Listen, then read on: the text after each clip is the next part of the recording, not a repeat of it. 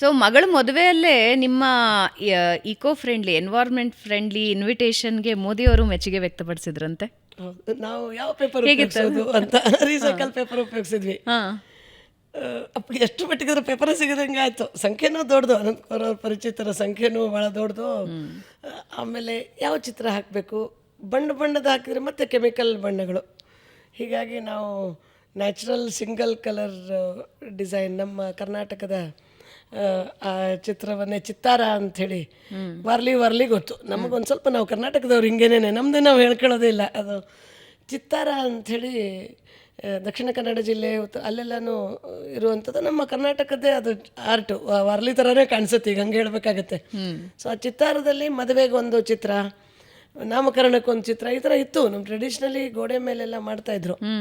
ನನ್ನ ಸ್ನೇಹಿತ ಯಾರೋ ಹೇಳಿದ್ರು, ಅದನ್ನು ನಾನು ಅದನ್ನು ನೆನ್ಪಿಟ್ಕೊಂಡಿದ್ದೆ, ಅದನ್ನ ಯಾಕೆ ತರಬಾರ್ದು ಅಂತ ಆ ಚಿತ್ರವನ್ನೇ ಮಾಡಿ ಹಿಂದ್ಗಡೆ ಬರೆದಿದ್ವಿ. ಇದು ಕರ್ನಾಟಕದ ಚಿತ್ತಾರ, ಇದು ಮದುವೆ ಸಮಾರಂಭದಲ್ಲಿ ನಮ್ಮ ಒಂದು ಮೊದಲಿಂದ ಈ ಥರದ ಚಿತ್ರಗಳನ್ನು ಬಿಡಿಸ್ತಿದ್ರು ಅಂತ.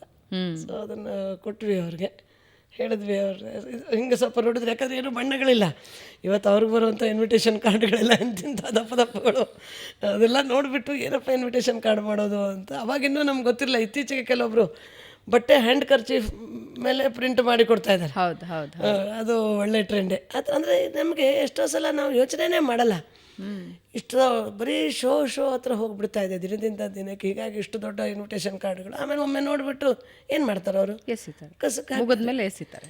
ಆಮೇಲೆ ಆ ಇನ್ವಿಟೇಷನ್ ಕಾರ್ಡಿಂದ ಏನು ಮಾಡೋದು, ನಮ್ಮ ಮನೆಗೆ ಬಂದಿರೋ ಇನ್ವಿಟೇಷನ್ ಕಾರ್ಡಿಂದ ಕಸದಿಂದ ರಸ ಮಾಡೋಕ್ಕೆ ಶುರು ಮಾಡಿದ್ವಿ.